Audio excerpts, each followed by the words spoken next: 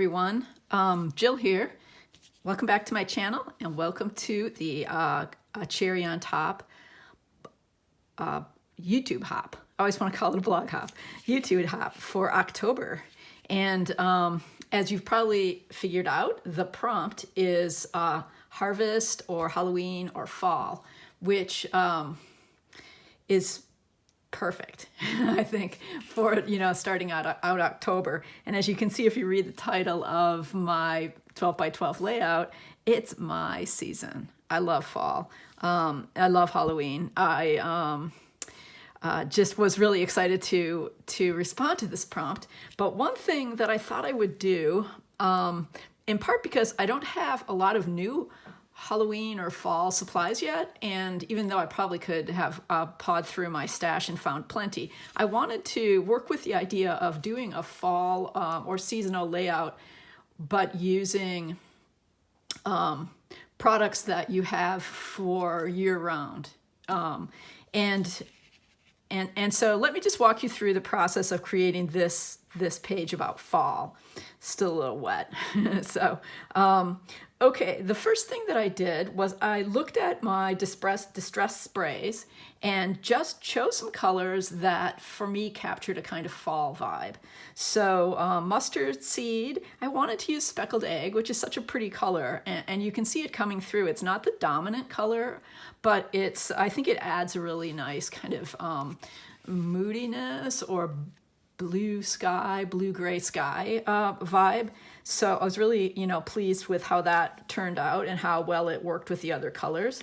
I definitely wanted to use the Halloween mica spray from Tim Holtz, which I talked about in my last video. And it's, in that video, I said, you didn't necessarily have to use it for Halloween. Here I am using it for more of a seasonal layout, especially the orange and the yellow and the green.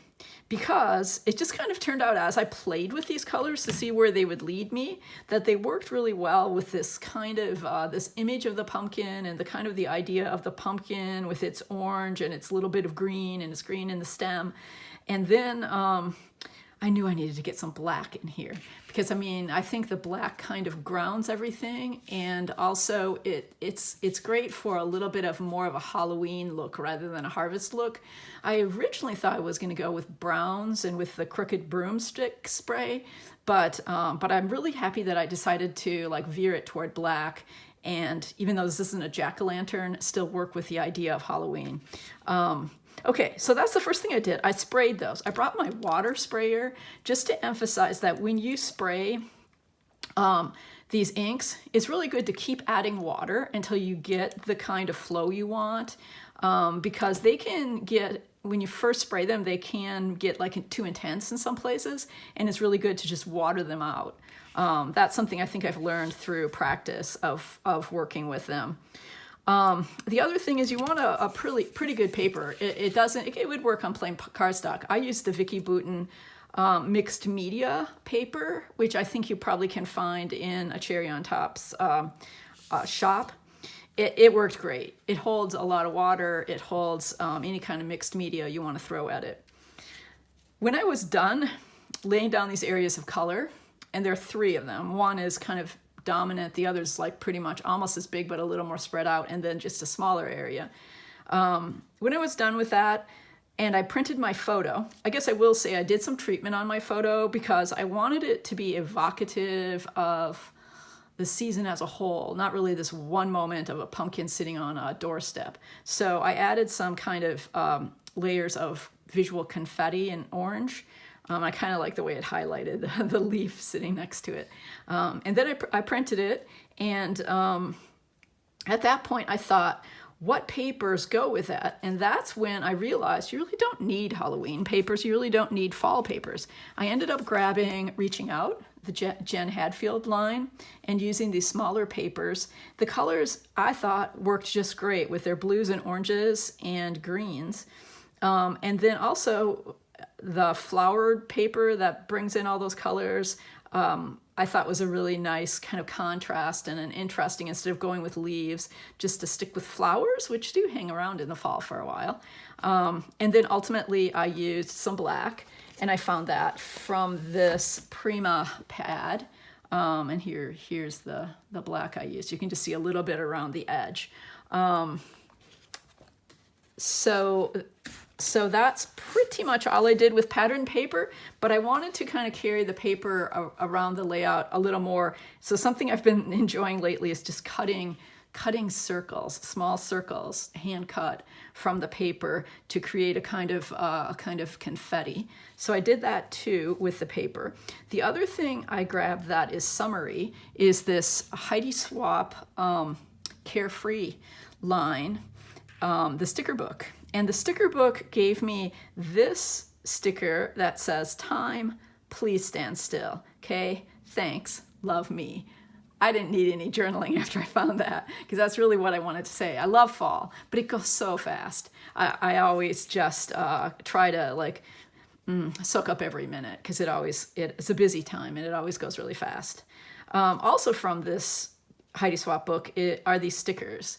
And I thought they created a really nice title. For one thing, they're black. The other thing, they're kind of like a ransom letter type font, which brings in that Halloween spooky, creepy vibe.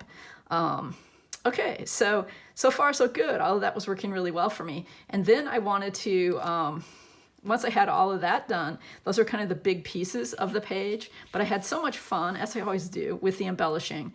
And I did use a Halloween product for the stamping, and that is some of these are missing because I've been playing with it a lot. That is the Moth collection, I think, Moth Study is what it's called. These stamps from Tim Holtz, which are really versatile. You can use them in art journaling, you can use them in all different kinds of ways on scrapbook pages.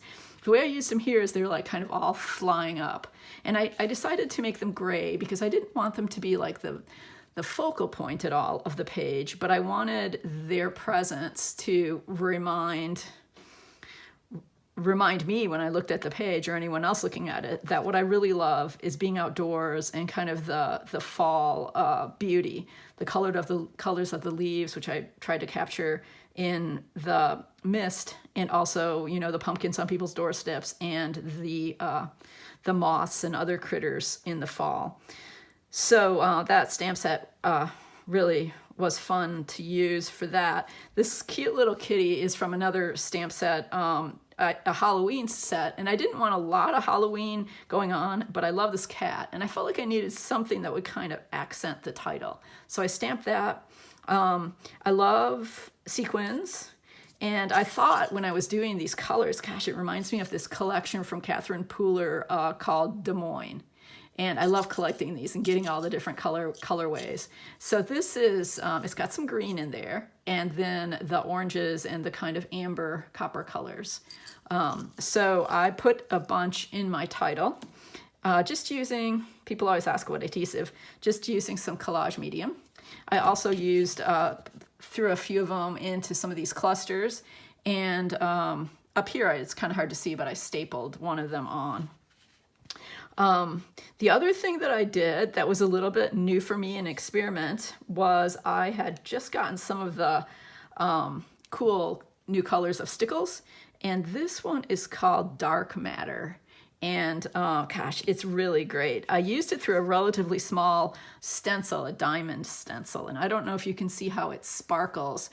It's got some color in it too, some purples. It's really great for this kind of Halloween vibe too. So I put that through. All I did was I put a stencil down and scraped it through and then let it dry. I think it probably needs a little more drying time, but did that in 3 places, just using like a small diamond stencil. You could obviously do it with any kind of stencil. As I said, a bigger one would allow more of the sparkle through. Then I added to each of those areas, find it here, some of the distressed mica flakes from the Tim Holtz Halloween line. And they're really interesting. They're more of a dull black, certainly more so than the glitter that comes in that pack. But it's the first time I'd used them, and it's really cool. It just adds a really grungy, interesting look. And so I think we're getting to like having accounted for everything I used. Probably the final touches was I wanted a little bit of washi tape, and this has some faux washi on it, the Heidi Swap piece. So I needed a little more black, so I put a couple little pieces of black washi, put some green stripe to pick up the green, a little more black and white up here, and then a little bit of dark orange with an arrow going down to the title. So that's it. That's my my fall Halloween mixed media fun for the day. So anyway, I hope you got some inspiration, got some ideas from this video, and definitely check out the videos of others on the team.